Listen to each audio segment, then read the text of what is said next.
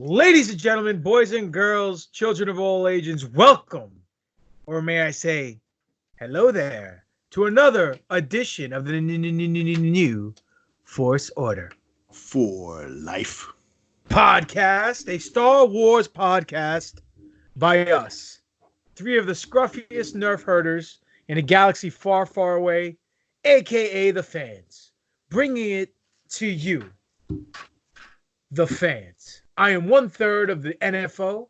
I am a pro wrestler. I am a champion in a galaxy far, far away. Multi-time, if I may add. A consummate professional. I am the Greek god, Papadon, a.k.a. GGP.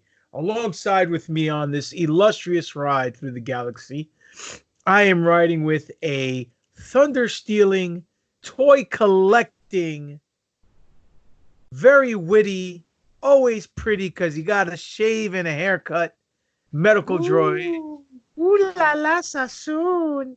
And we have a vindictive, malicious, ticked off Sith Lord who will die going to the grave saying that Revan is canon. Boys, smarten up the marks. Ladies and gentlemen, I am the Dark Lord of the podcast, the Sith Ari, the rampaging Revan Kiss, because Revan is canon, the Butcher, your boy Spiro, a.k.a. Darth Spiridon. And I am smarter than 21B, more technical than FX7, the God of Steel and Thunder. And the man who wonders, could I charge for 2 breast exams on the 4-titted lady in Jabba's palace? Dr. Destroyo, Alex Arroyo. Woo! Does she have insurance? If she does, I'm billing her twice. That's 4 boobies. Oh my god, do you see this thing? What is this? This is my microphone. Oh, we got a run-in. Oh, I'll go back in the kitchen and go make you some Scott, latkes. whoa, Spiro, listen, we got this. I am a professional. Tell her there's no Manischewitz in your room and to get out of there. Oh, man. Look at him. Look at him doing the job. Oh, look at that. That's all right. That's all right, I Doc. love you, honey. That's okay. Oh, I love you. You're the best. When it comes to the WYFE, we're all jobbers. It's all right. You're the best around. No one's ever gonna beat you down. Sorry, guys. We're flying to. Clearly, the run-in was important. We're flying to Arizona tomorrow, and I need to know about the bags, but whatever. I don't argue. She blows me. Nice. You should get some. You gonna go get some iced tea while you're there? In Arizona. Yeah, they make some. Oh yeah, of course. They're $1 a piece, right? Yeah, at the bodega, right by the cat that sleeps on the bread. And they make you sterile, apparently. What, the Arizona iced teas? No, that was some other drink in the hood that was the big conspiracy. You should look into that in the Horseman.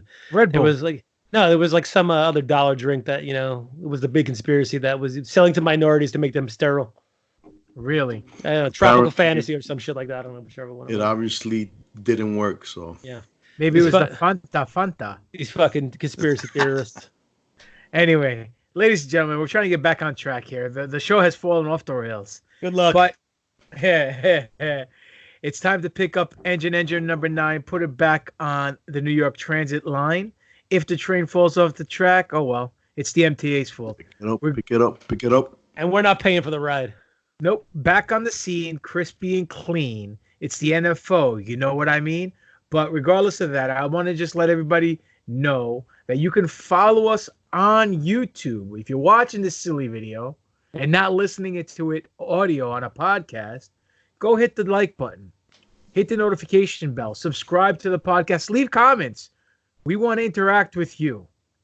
So, more importantly, I want to enlighten the fans and let them know about our MO, our show motto, if you will.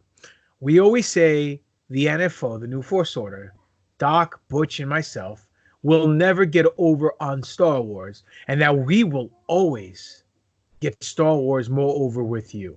That will never change. So, if you're here expecting to hear some clickbait material or some hate just for the sake of hating, you're in the wrong place at the wrong time with the wrong three amigos, because that's not what we do. So, ladies and gentlemen, this week we have a very light news week, but we do have a good topic to talk about. So, first and foremost, I'm going to throw the news over to you, Doc. After you're done doing the sports and the weather, let us know what's up with the Star Wars news. So, slow news week, boys.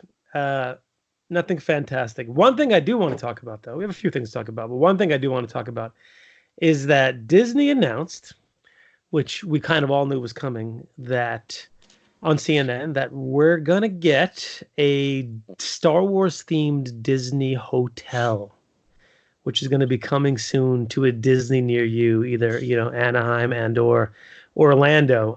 And apparently it's going to be like ship-based. Basically, you're going to be on this starship that's going to have a significant number of rooms that are going to traverse through the place. You'll get to kind of stay in one of the ship quarters. Immensive Star Wars hotel. Reservations later this year. I'm sure it's going to be sold out. It's crazy. Disney announced Thursday that reservations will open later this year for Star Wars Galactic Star Cruiser, a 2-day, 2-night, all-immersive vacation simulating life in the Star Wars universe. They will chop off your hand and make you kiss your sister. Well, that's that part of it. Completely new type of experience, blah, blah, blah. You live on board a Star Cruiser. You get to get wrapped up in a larger Star Wars story. So I think they're going to probably do like, dinner in a murder case like they do at some of those, swanky Manhattan hotels when you show up over there. Won't open until 2021, but they're going to be taking reservations this year for Florida. You're going to be entering a space terminal, before sent into space via a launch pod. Simulation of blasting off into space, landing at the Star Cruiser. And they're going to do all these kind of Star Wars-y things when you get there. I'm sure they're going to have characters walking around, the whole deal. So it should be good. I mean, it's probably going to be sold out for a significant portion of time. I don't know if you guys have brought your kids to any of the Disney hotels on the Disney property, like the Jungle one and the Toy Story one, and it's all super gimmicky. I remember I went to the Jungle one, and outside my room was the Serengeti, and they had the rhinoceroses and the giraffes, whatever, hanging around. You could pay less money, to stare at the wall, which I probably did because I'm a cheap fuck. But this would be a hotel, though, that I would be probably very happy to stay at because it sounds interesting, and they sound like they're going to be doing things similar to what they do with Galaxy's Edge, where they give you kind of missions or stuff to figure out. Or you could do nothing and sit around and drink galactic Mai Tais all day long, which is or about some blue milk. That should taste terrible. Right from the tap. Yeah. Hey, you know what? I got a question. So this is a 2-day experience? I'm assuming. I don't think it's a cruise. It looks like it's just a hotel. So no, I don't think it's a cruise. It looks like a hotel. So I don't know what they mean by this 2-day, 3 days. I don't know. Maybe your mission is 2 or 3 days long. Possible. I don't know. But out of all the characters, what characters are going to be there? Did they state? They didn't say anything. No. So it's probably going to be all the new characters. I think they said it's going to be. Oh no! Hold on, I'm reading right now. What's her face? Marie Tran is going to be there as Rose Tico the whole time you're there. No, I'm just joking. Well, people would be happy then. I'm out. She needs work, man. I'm out. Considering how upset they were that she wasn't in Rise of Skywalker that long. Yeah, apparently they interviewed her on the red carpet somewhere today, probably for the Oscars, and she talked about it, and she was like, listen, I totally understand. The scenes that she had were with Leia, and they had to kind of retrofit whatever Leia scenes they had with Leia. So the things that she was in with Leia probably didn't make sense to the story, and so that's why they didn't include them.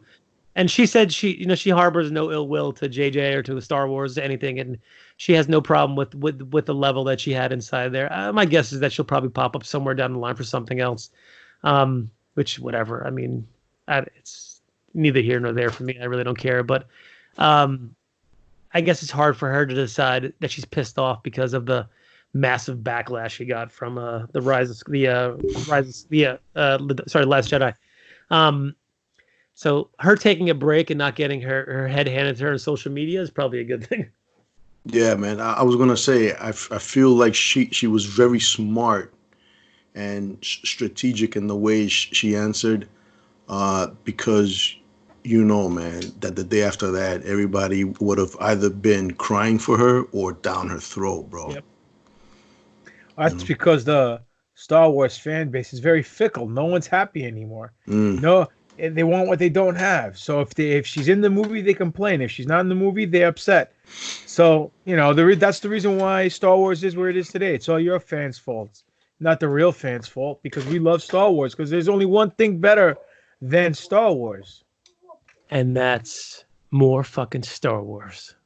Best-selling T-shirt coming soon. That's right. Thank you. Thank you, Mr. McMahon. Thank you, Jesus. I was thinking earlier today. I was like, I know Pop's going to ask me the question on the podcast. I was like, I should answer one day, which is blowjobs. And I agree. I concur. Doc, do you remember? Your first one? How old were you? Oh my! I was in 7th grade. Michelle. That was a good one. You got me. I fucking walked right into that one, motherfucker. You want to eat? No, it's impossible. You want to hear a good joke on that one? Yeah. This guy walks into a bar, right? Sits down, tells the bartender, "Listen, I need 9 shots of tequila." Bartender goes, 9 shots of tequila. What are we celebrating? Guy goes, "My first blowjob." Bartender's like, "Oh shit, that's a fucking big celebration." Bartender goes, "You know what? I'm gonna buy you your 10th shot of tequila." And the patron goes, "Listen, if 9 shots don't get the taste out, I don't think 10 is gonna do it." That's my favorite joke to tell overnight on in waka, the ER. Waka waka Waka waka waka. So, do us a favor out there, folks. Email us some jokes, because obviously Doc, he's living in 1862 with his humor. You can find it at newforceorder@yahoo.com. Wait. Do it.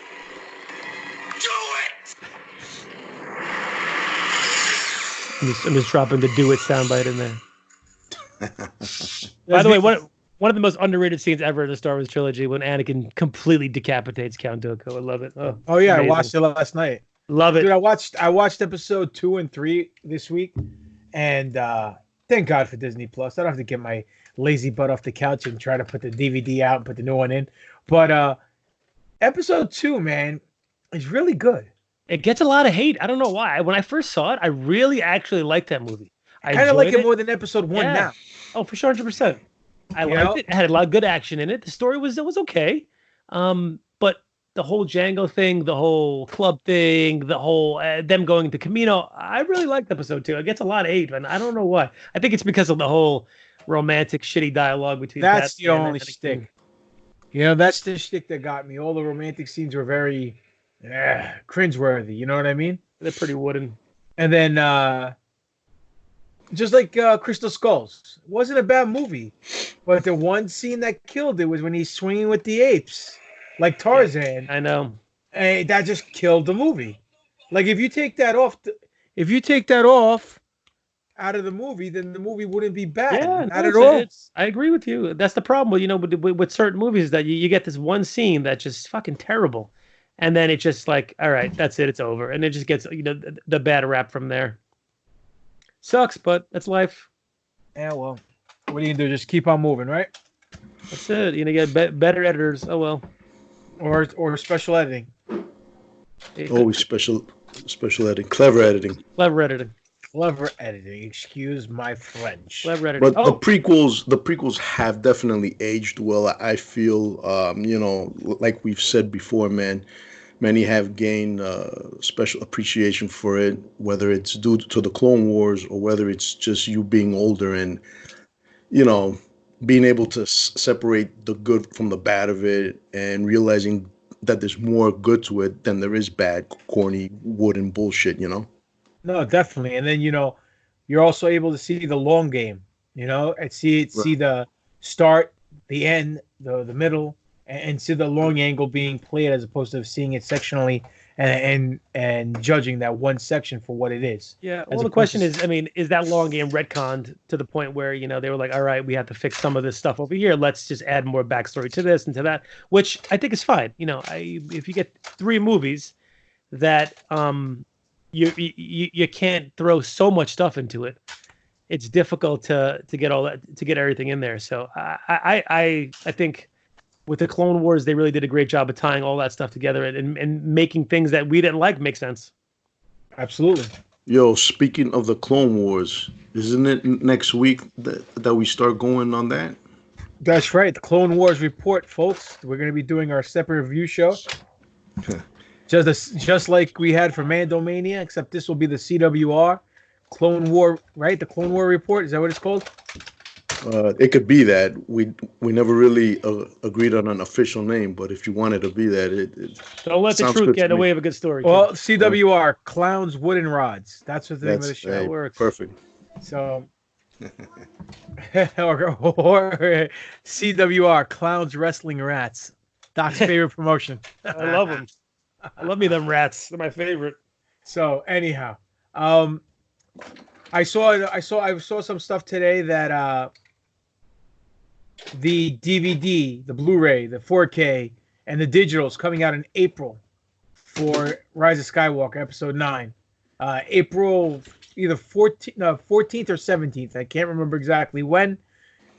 Should be in Best Buy, Walmart, Target, or how the other people like to say, Target. Target. So, Target. Unfortunately, though, they had a listing of what's on there, like bonus features and all that stuff. No director's cut. Well, we knew that was coming. So I'm kind of disappointed, man, because I would love to see this director's cut. Again, I think it's going to be, oh, look what we're doing. We're dropping it again in the movie theater. So let's take a peek. But the problem is, like, as it gets closer to DVD release, I'm very much doubting that it's going to be re-released again, because with the Avengers movie, they released it shortly thereafter when they had the original in the movie theater, right? Not before the DVD came out. Yep. So let me ask you boys this. Let me get some wishful thinking on this subject. Episode 9 made $1 billion, but it was also the least earner out of all 3 films. Very similar to Return of the Jedi being the least out of all 3 in the original trilogy. Unlike Episode 3, which I think might have been the second highest earning out of the prequel trilogy, if I'm not mistaken. But that has to, I guess, deal with the fact that people were going to go see the turn of Anakin and Vader, right? Do you think it's just the statistics of 3 movies and people just getting tired of everything? Or do you think people were just disgusted with the sequel trilogy? Do you think it was a success? Do you think it was a disappointment according to what projections by Disney were supposed to be? I mean, where do you guys feel this whole thing falls into place? You know, man, I personally do not believe in Star Wars fatigue, because here we are, guys in their 40s, men in their 40s, and we're still going back to A New Hope, and we're still buying the merchandise, and we all have our Disney Plus accounts and shit, and we still want more Star Wars. I think Star Wars has a strong fan base. Yes, right now in the modern times, we're dealing with not only those of us who have been lifelong fans, but newer fans who probably came on during the fucking prequels, who are significantly younger than us, and fans that just started now from the sequel trilogy. And with these fans, you're going to get people, like you said, who are fickle, who want what they don't have, who are going to nitpick shit to death, to fucking complain and bitch. So I do believe that, yes, there are some people who were probably disgusted with The Last Jedi and other decision-making in part of Kathleen Kennedy, Disney, whoever. But at the same time, it's hard to call it a fucking failure, man. I mean, the movie is still making money. the merchandise is still making money. Disney is making money off of Star Wars, whether it's movies, merch, whatever. So fuck that shit, man. It's, you know. Yeah, I mean, do you really think that the people who were like, oh, fuck it, I'm never watching a Star Wars movie again after The Last Jedi really didn't go see The Rise of Skywalker? It's ridiculous. You know, I just think it's all just fucking posturing and just bullshit. It's like, they're going to, even the guys who don't want to go see it because they didn't like The Last Jedi, who have podcasts, who have YouTube channels, who have whatever, are going to go see it just so they can walk in the door with their preconceived notions, just so they can shit on it for clickbaits. So they're going to do it no matter what. And we know they're going to do it because that's how they make their livelihood. So there's no way that even the people who hated the Last Jedi didn't go see The Rise of Skywalker. They definitely went out there to see it. So what's the reason why it decreased? I don't know. I mean, what's the reason why Return of the Jedi decreased? I thought that was... Out of all the Star Wars movies in the original trilogy, I think the most kid-friendly one was probably Return of the Jedi. It had the most cool action sequences. It had the most kind of kid-relatable, like I could translate that into a toy to sell that to a kid. Things that happen in like the Rancor, Jabba, the Ewoks. That one to me stands out more of a like, you know, they kind of geared that one towards kids. And if that was the least out of the trilogy, that doesn't make any sense either. I mean, I don't know why. But it's an interesting phenomenon. Do I think we have Star Wars fatigue? I don't think so. No. I think The Mandalorian has kind of reinvigorated everybody for Star Wars right now, and we're excited to see what's going to happen next. No, yeah, but if The Mandalorian came out in the theater, do you think people would go see it? 100%, absolutely. Not now. If there was never a series. Yes, I think so. Okay, so think about this though. Would it have suffered the way Solo did? Who knows? You know, due to the backlash from The Last Jedi and people still being, you know what? And we also have to take into account how many people are not going to the movies these days because they might think that it's gotten too expensive maybe. You know what I'm saying? Some people, maybe they want to wait till it's out on Disney Plus, out on Blu-ray. You know what I'm saying? Or illegal downloads. Oh, that's the thing. I think the illegal downloads is the big thing that actually does that. Because you can catch a stream that's going to bring... Excuse me, guys. Let's be sensitive to those who are here without any documentations. The non-documented downloads. Yeah, please. Sorry, my bad. By the way, are you doing construction over there, Papadon? What's going on over there? No, my son's cleaning up his toys. He's making a mess. Sorry for the unprofessionalism. I thought all the Papadon family was professional. We are. He's professional cleanup right now. They're trying to repair the fucking Death Star there. Yeah, that's it. I have the Geonosians working overtime. So so sorry to be more sensitive to the plight of the illegal downloads, the non-documented downloads. For sure, I think that's definitely taking a chunk of the pie.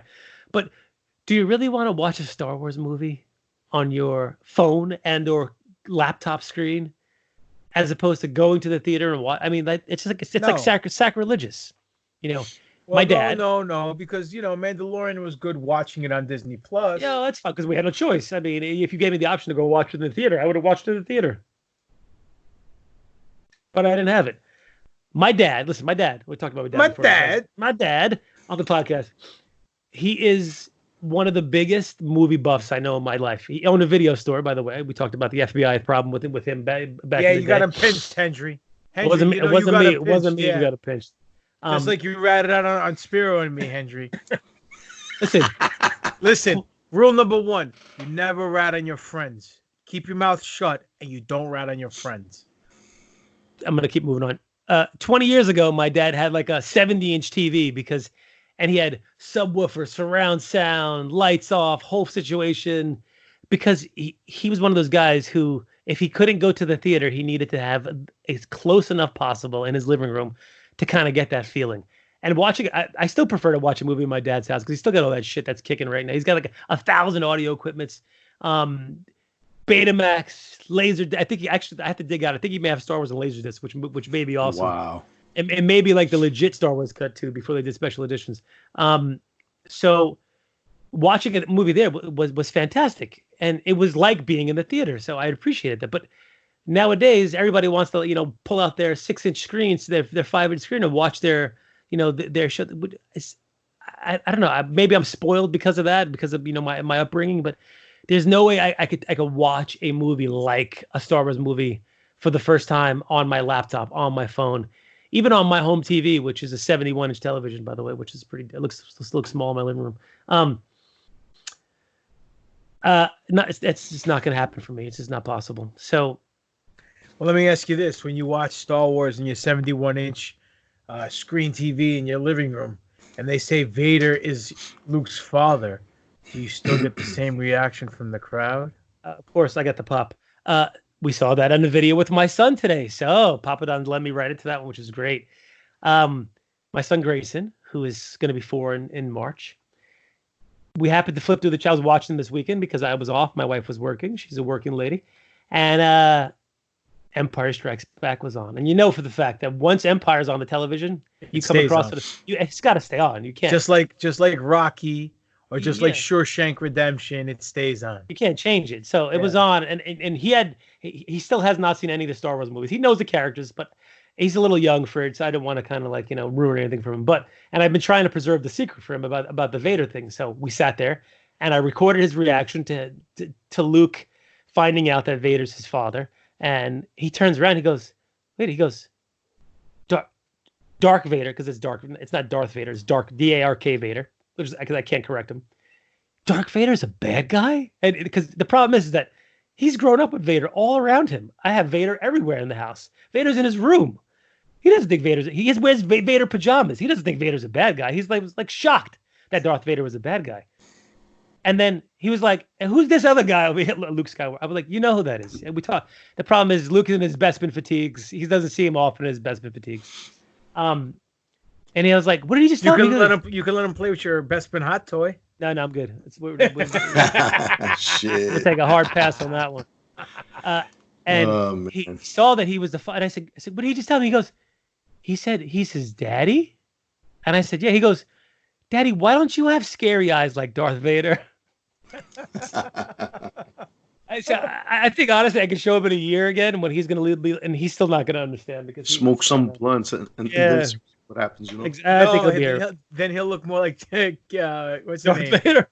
Kelly Marie Tran if he smoked all those blunts. Oh, that was so racist. Anyway. No, it wasn't. It was comedy. Anyhow, I know. That was a good segue, by the way. Thank you. I had a good time. Good. I hope it was good for you as it was for me. One last question, man. I got about this whole thing. Do you guys feel that the movie going experience, it's always that, right? But do you guys feel that the movie going experience has been dying? Yes. Oh, 100%. 100%. Right? Tickets are too expensive. Too many movies are coming out. And the alternate is way too cheap as opposed to the actual theater. So you can stay home and watch Netflix for $10 a month and watch whatever you want, whenever you want, however you want, as opposed to spending $15 to go to the theater. Absolutely. Like, put it this way. I was just in Best Buy today. I was telling Doc, tomorrow night I'm going to go see Jay and Silent Bob reboot at the Paramount, right? There's going to be live showing, and then they're going to do a Q&A with Kevin Smith and Jason Mewes, right? Nice. I walk in there today, Best Buy, to buy myself a Roku because my TV in the basement, I have Apple TV, but I have the original one. Yeah. So that means you can't see Disney Plus. I can't see Disney Plus. I can't upload any channels. It's only whatever's pre-programmed, right? So I got the Roku because for some strange reason, my TV down here, I can't add the apps to the TV. It's a smart TV, but for some reason, I can't add certain apps to the TV. Like I can upstairs, no problem. I can't add the WWE Network. Down here, I can't add Disney Plus, which is weird. So I bought the Roku today. So as I go looking through the Blu-rays, like I always do, like the mark that I am, and what do I see? Jay and Silent Bob reboot DVD, Blu-ray DVD. I went, I said, let me buy it. $16, right? $14.99, whatever it was. I paid like $50 for the ticket for tomorrow night. And I'm saying, I feel like a mark now because I paid $50. I can go home and watch it now for $16. Granted, I'm going with a couple buddies from work, whatever. It's going to be an experience. It'll be fine. But That's the difference. You know what I mean? Like they had a ton of movies there. They had Men in Black International, which I want to see, no matter what the reviews are. They had Zombieland 2, which I want to see. I saw it. How was that? What was it? Was this good? It's like Zombieland 1. It was a kind of a similar thing. It's not going to win a fucking Academy Award, but it's entertaining. They had like Gemini Man with Will Smith, which I wanted to see, right? Yep. And these are all movies I wanted to see in the theater, but I didn't go. I didn't make it my business to go because $20 here, $15 there, it adds up. Did I buy the DVDs? Did I buy the Blu-rays? No. $15-$20 for a Blu-ray. I didn't feel like I wanted to buy them. I'll watch them on Disney Plus or HBO whenever they come on, whatever. Yep. But today I found out sometime, I think either in May or June, maybe May, or even the end of April, Disney's releasing a 9-disc or 12-disc 4K Blu-ray box set Skywalker Saga. Jesus. Only at Best Buy. Right? $250. Holy shit. If you can't afford it, you could finance it and pay it off in 5 months or something like that, right? So, would I go spend $250 on that? Absolutely. You know what I'm saying? Like every Marvel movie came out, I'd buy it on Blu-ray. When is this coming out? I think April or May. You could see like on Star Wars, one of the Star Wars sites, StarWarsNews.net or something like that. They think they have an article about it. But it's this beautiful thing. It's like a 4K box set of all 9 episodes. It's probably going to be digitally remastered. Who knows what's going to be on there. But for $250, maybe I'll be a mark and go buy it. You know what I mean? Yeah. Or maybe our lovely fans out there would want to buy it for us. Buy 3 of them, 1 for each of us. If you guys do actually care, you guys can send it to us or let us know you bought it for us. Go to Yahoo. Go to our email account. It's newforceorder@yahoo.com. And share the love. But anyway. If that thing is coming out in March or April, you were saying? Right? April or May. Okay, April or May. I got till then to figure out if I really want to stay married. Why? Shit, dude. Man. $250 is not cheap. No, you know what? Well, it's not cheap. You know, hey, listen, man. If it's what he's saying to me, fuck it, I'll fucking drop it. But you know, man, it's like certain wives only allow you a certain amount of fucking what do you call it? Allow you to spend money on your geekness, okay? For a fucking I don't know what a you're lightsaber, about, dude. That's because you're not laying down the fucking gabagool like you should be. Yo, a lightsaber too, fine maybe, but for fucking DVDs, I could see it now. Wait a minute, you got Disney Plus, you're fucking paying this, whatever. Yeah, but that's what you tell her. That's when you tell her, if we get hit with an electrical EMP and we can't stream, I got my discs. Listen, so man, I can watch it regardless. Listen, to all the listeners out there who have had a similar experience, who have had an experience where they had to choose between their wife and their whatever, send us an email, let us know. And if you guys want to do Spiro a favor and save his marriage, then buy him the box set and let him know you bought it for him. He'll give you the address that you can send it to, and everything will be fine, and he won't have to go to marriage counseling. Anyhow, speaking about counseling. Got to leave that gabagool down a little bit better over there. I don't know.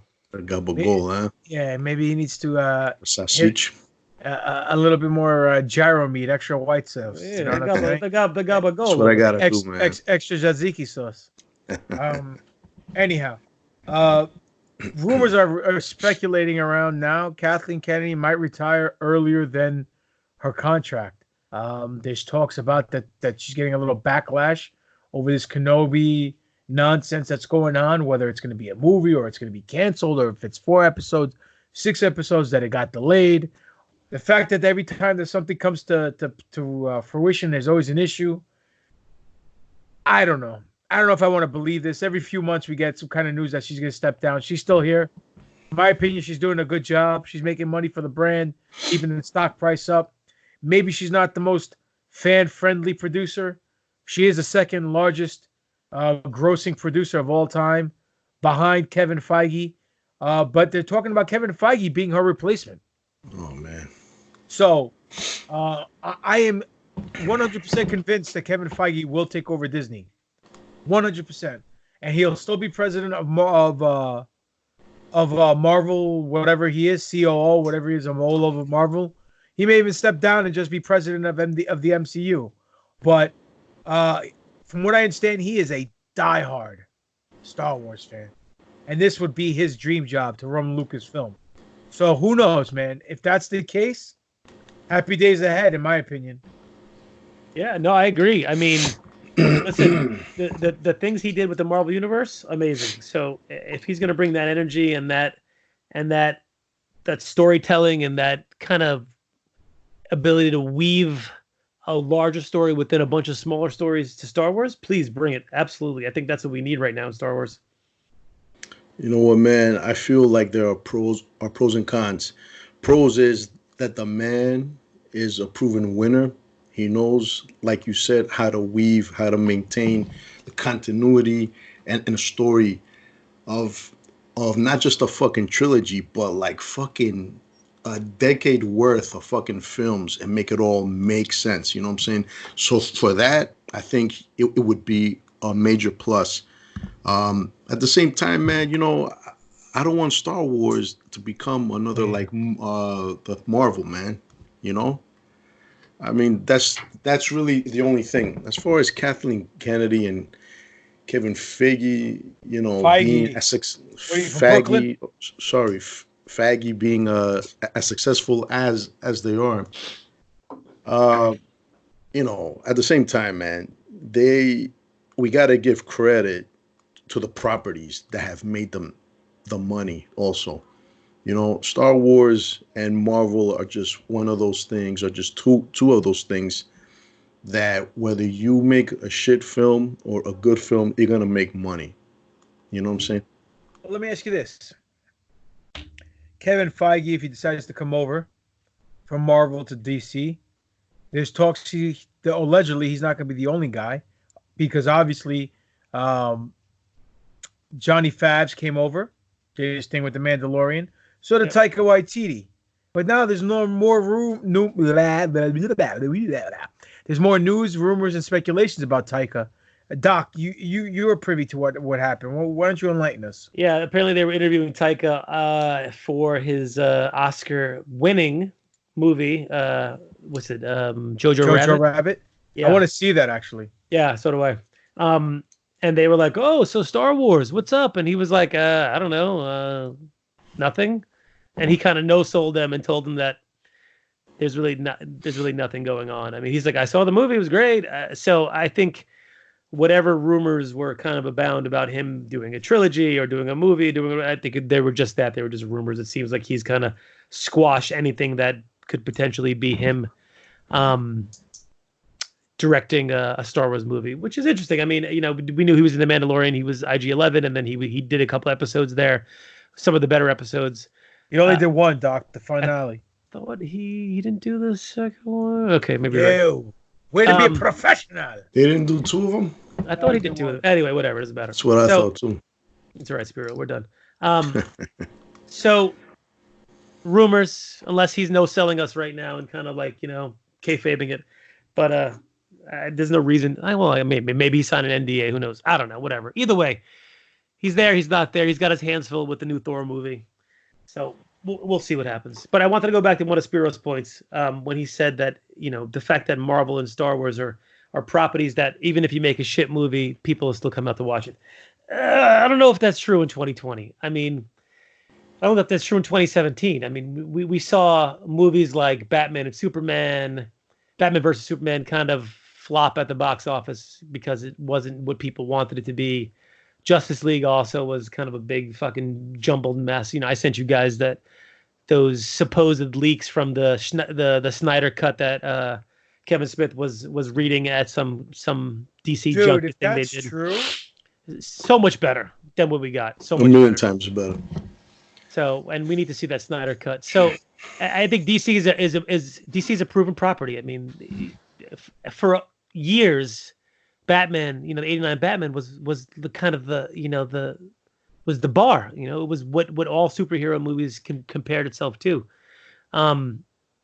And then DC just fucking screwed the pooch when it came to making all the movies. DC can make a hell of an animated movie, but they have a hard time pretty much doing anything else.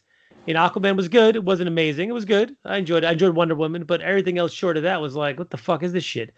I'm not even gonna walk out to see that Birds of Prey shit. I mean, I heard even it was if good, but I don't fucking know, man. No way.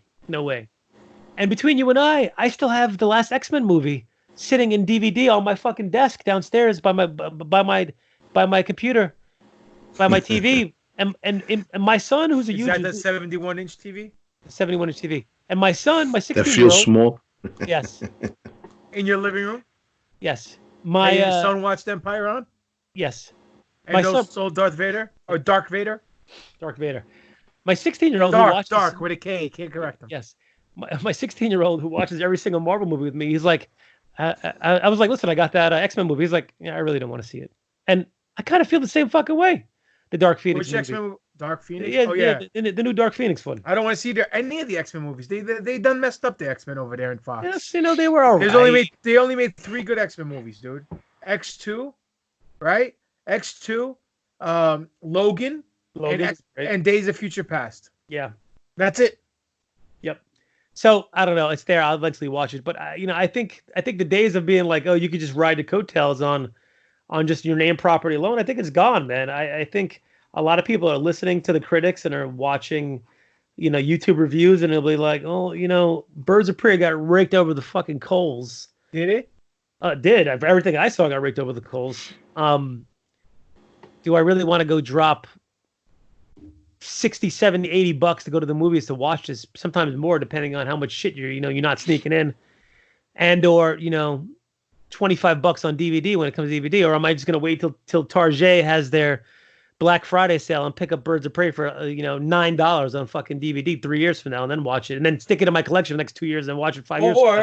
Or you can go to Target and put it underneath the bins and leave it there till there's a sale.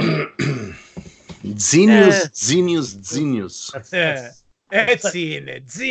That's clever editing. Actually, that's over, because it was an over story with me last week, brother. You were over with us last week. Speaking of who's more over, it's a segment we do here on this show. If you want to call this a show, our 3 fans do.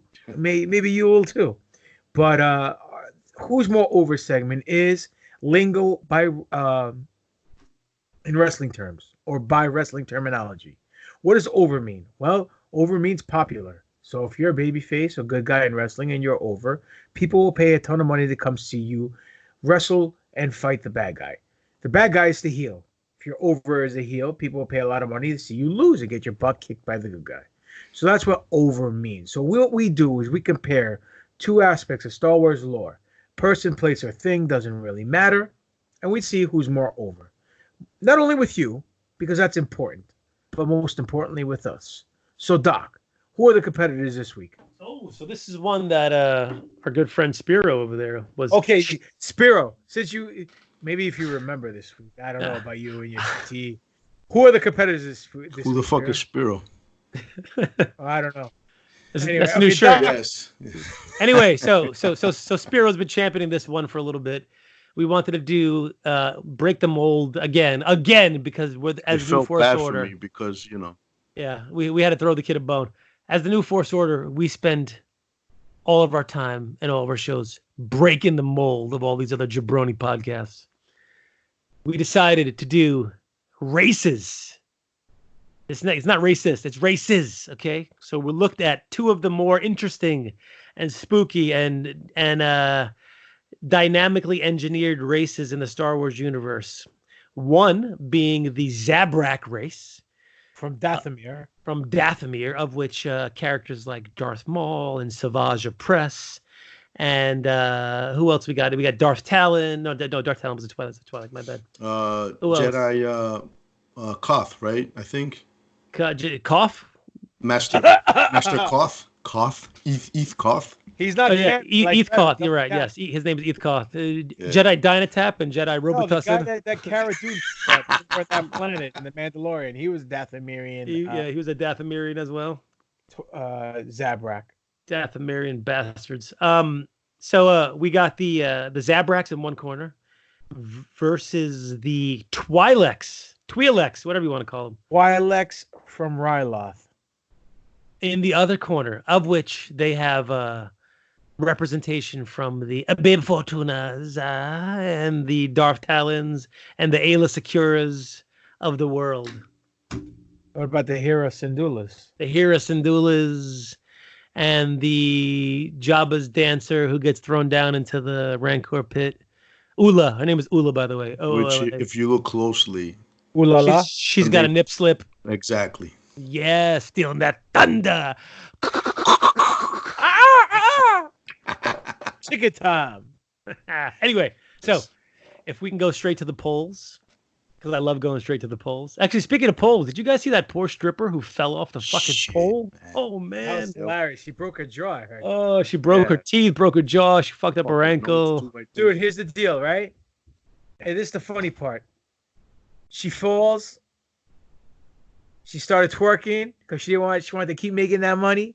But in the end, she broke her jaw. So she's really not making any money because no more money making in the champagne room, buddy. Hey, there's no sex in the champagne room. But I give that girl some credit, boy. She hit that floor from at least 15 feet. Flush. She took a fucking face bump.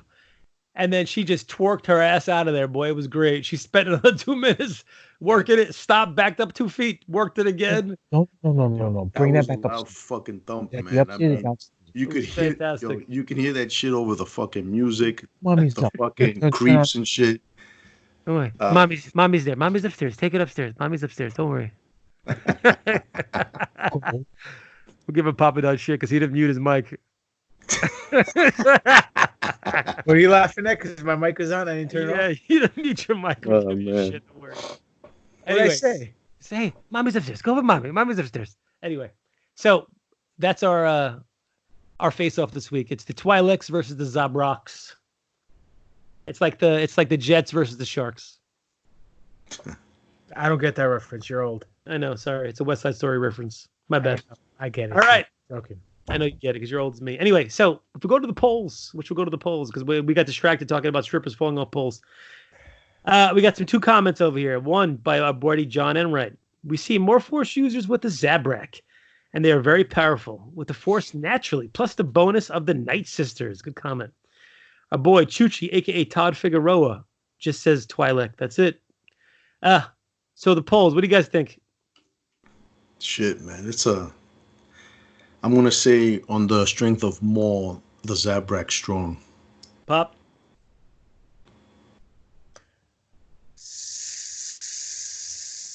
63% goes to the Zabrak. Oh, this guy's almost Nostradamus over here. Am I really? 7% for the Zabraks. Oh, wow. What? 33% for the Twi'leks. So for our viewers, 23. 67 and listen, your math. Oh, sucks. 67 or 77? I thought 67 and 33. I thought he said 7. I was like, what the fuck? 67 for the Zabraks and 33 for the Twi'leks. Doc, was it 67%? 2/3, baby. 67%.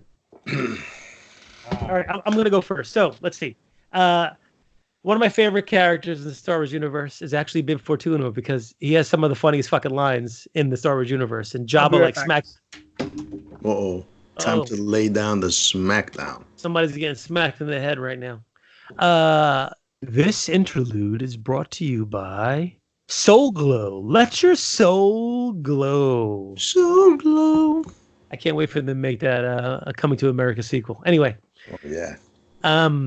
Bib Fortuna is one of my favorite characters because he's kind of like low-key hilarious when Luke walks in and he's like, oh, don't pitch up in the bad. And then he's like, you will take me to your master. And we see like the badass Jedi that Luke has become. And he's like, oh, to take a jump aside right now. He's like, he sounds like those Korean guys that you talk to in the market where they speak some English, but not like complete English. He's like, Jabba, Jabba. And I pop every time I see that scene. And I fucking love it. Jedi. But he's like, Jabba the Hutt is Jedi Master Luke Skywalker. It's so fucking funny. And I don't know if Lucas like intentionally did that when it came to that.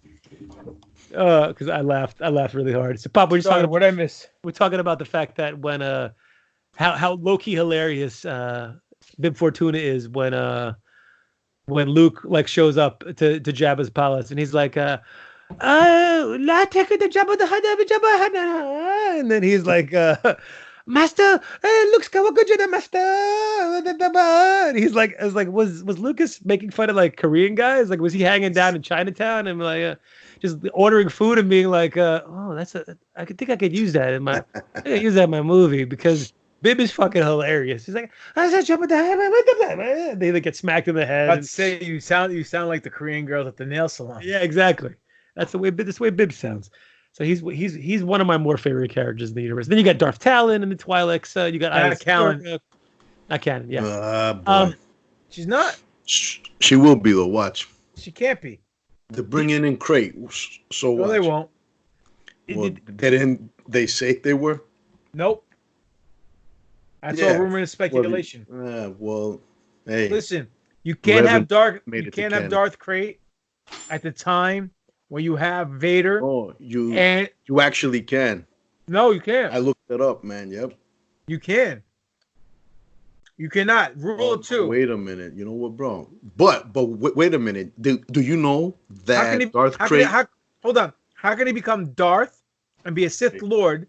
He has to be someone's apprentice first. After this, I will have material finally for how this is canon.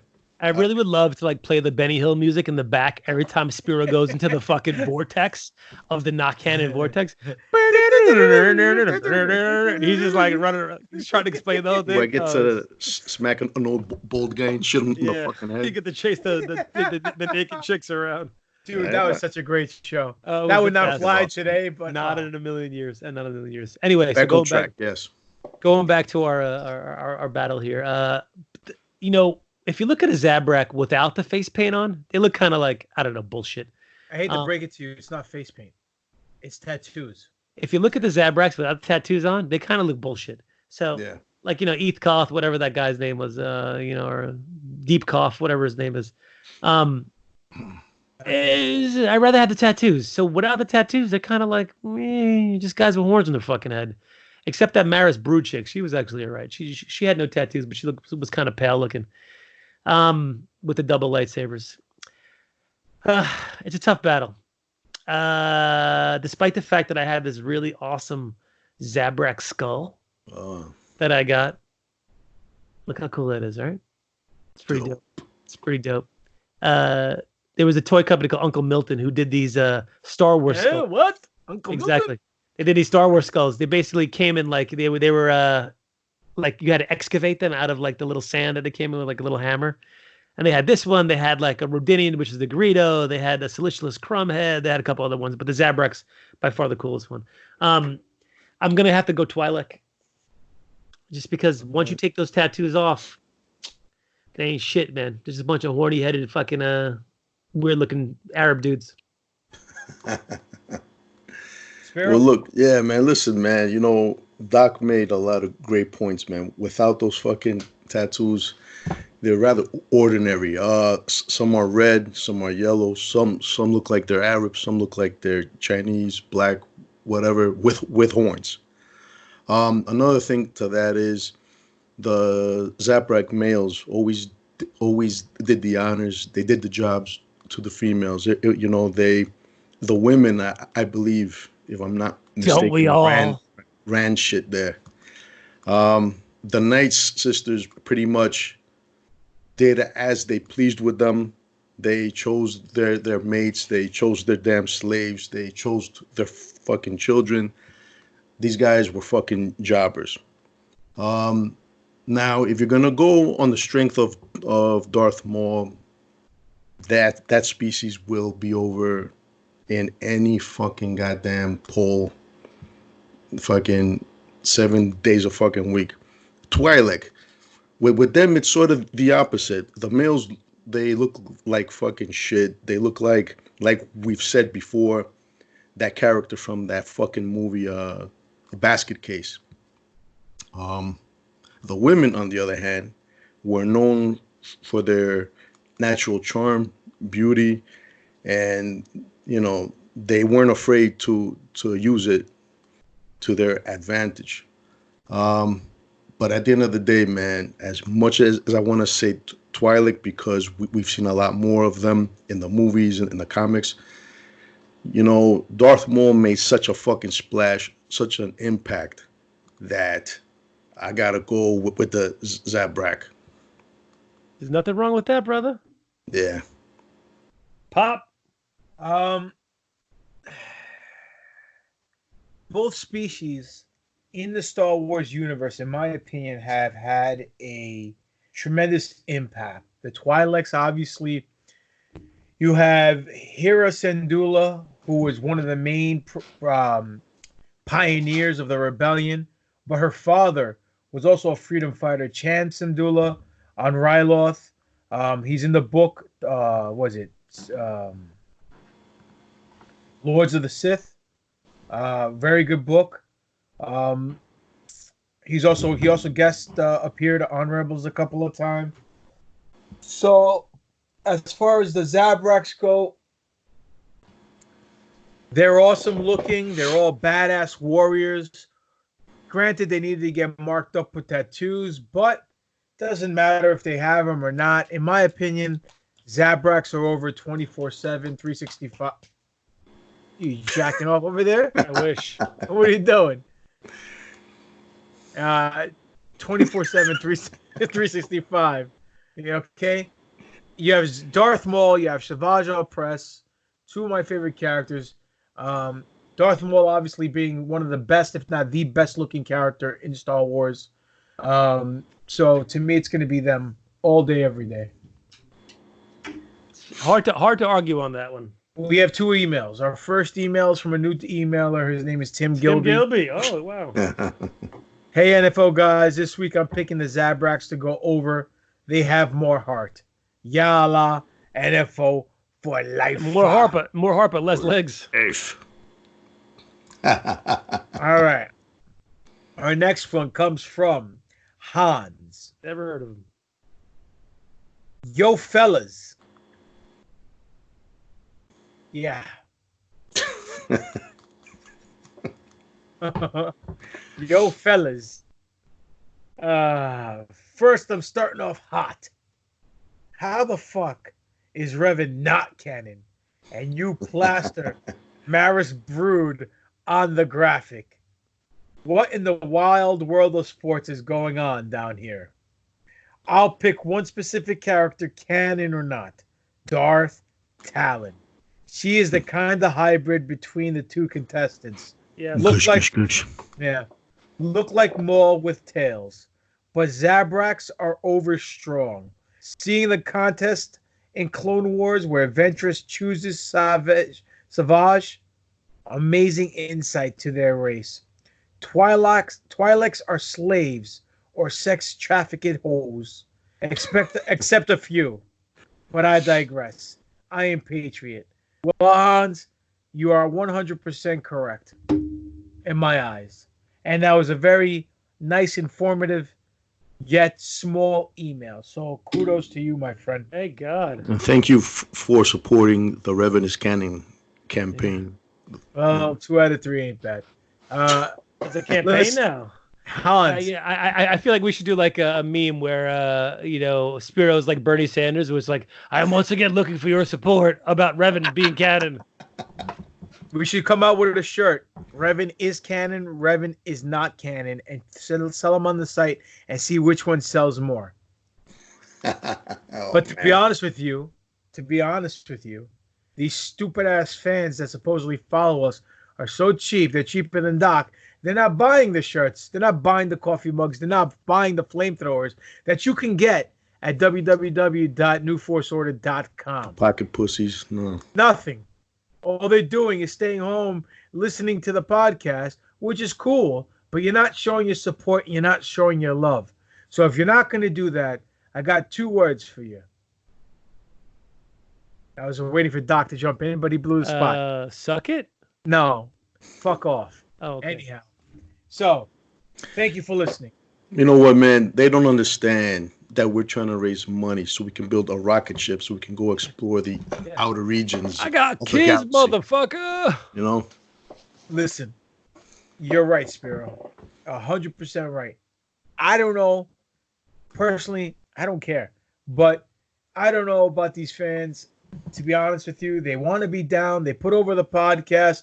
They vote on these polls. They send us emails. Some of them dance on them too. Yeah, but it is what it is. You don't want to buy the shirts, then look like a dumbass. Wear your $10 freaking Target fucking Ewok shirt. Have fun. Anyhow, regardless, let me not go off on a tirade. Too late. Yeah, too late. We should do Revan is canon, Revan is not canon, and see which shirt sells more. So, regardless, both of them have to have "Come on, guys" on the back. Come on, guys. No, listen. On one side, come on, guys. On the other side, told you, motherfucker.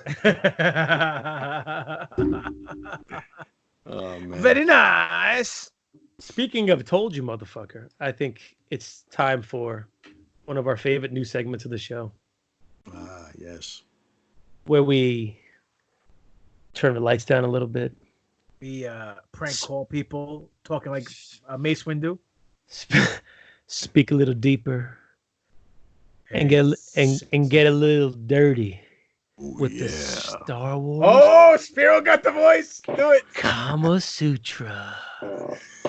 Wait, Bing, Spiro, bing, bing, bing, bing. Hold on. Let's Spiro intro it. Come on, do your Barry White. Star Wars Kama Sutra. I just queefed. Anyway. Spiro, you have not had the honors yet of picking a page, my friend. Oh, man, I have not. Okay, I am going to go with number 24. That's clever editing. So let's see. I'm glad you stayed away from the Freemason number that Papadon picked, number 33, by the way, which is good. I don't know what you're talking about. Yes. I got you. Don't worry.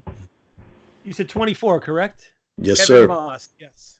Okay. Ricky Anderson. So this is a good one. This one is called Let the Wookiee Win. Cool. Stars. Ricky Anderson? Ricky, one of the greatest shortstops ever in the world. Was Here we go. One of the greatest outfielders in the world ever. That's Ozzie Smith is a shortstop. You fucking idiot. He's one of the greatest shortstops ever in the world. Who, Ozzie? Ozzie Smith. Absolutely. I thought you about Ozzy Osbourne. Hold on. Sharon! That's what I say all the time. All right. Let the Wookiee win. Starring The luggage, Sharon! Mom the Meatloaf! Starring Chewbacca, R2-D2, and C-3PO. So I'm going to explain this as best as I can. C-3PO is sitting by the hollow chess table. All right. And he's staring over at Chewbacca and R2-D2, who are in a very interesting position. I'm going to flip this here. Holy shit. And I'm going to show it to the camera. 3PO is staring at them. And if you recall the scene in A New Hope where they're playing the hollow chess game, Chewbacca leans back and puts his hands behind his head and kind of like in a victorious position. They made that action figure actually, where it comes with the hollow chess board and his hands go behind his head. But apparently R2-D2 seems to be giving him fellatio as his hands are behind his head, where a very distraught C-3PO is staring off to the side as I get closer on that one. You want to look at that Papadon there? Look. He's really concerned, staring at poor R2, who is mid-fellatio. That's a good one. That's a very good use of is he saying thank the maker? The Chewbacca with his hands behind his head.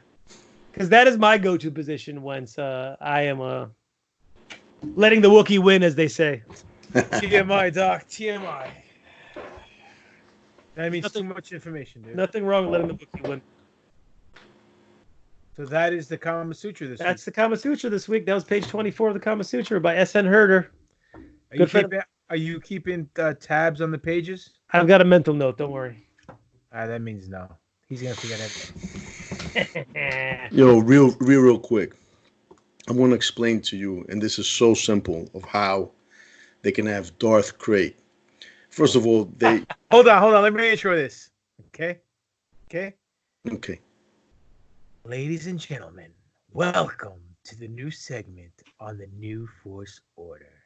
This segment is sponsored by people who don't count anymore because the overlords with the ears said you and your people are not canon. But there is one lone freedom fighter who stands tall, who stands vigilant, and will fight with every might of being and breath in his breast. And he will say, this is how it's canon. We should actually get Blue Chew to sponsor this because Spiro gets fucking HARD every time he talks about this shit. Goosh. All right, listen, man. The Jedi who ended up being Darth Krayt, right? He was actually I forgot his name, man. It sounded like something Egyptian sounding, right? That was the one who was the Tusken Raider, right? Yeah. Yes, him. He actually was a Jedi Knight during the Clone Wars. He actually survived Order 66. I do not remember if he survived because he went into hiding or because he actually turned. Nope. Went into hiding. Hiding? Okay.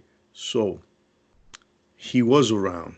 And they never said they were going to use him as Darth Krayt. The rumor was they were going to use him as his former self, right? Yeah. So if Disney wants to retcon a few things there, the guy was definitely around during Darth Vader's era. So, but doesn't mean he's canon. He was in Legends. He survived Order 66. But apparently Disney is obviously thinking about making him canon. Why? Because some fucking schlep in his mother's basement on your YouTube channel said that, hey, this is gonna be the Obi-Wan Kenobi show. We have the scoop, but I can't tell you where my sources are. Just remember this. Here's the deal. Remember this. It's gonna be a sand person. They're gonna pull off the hood.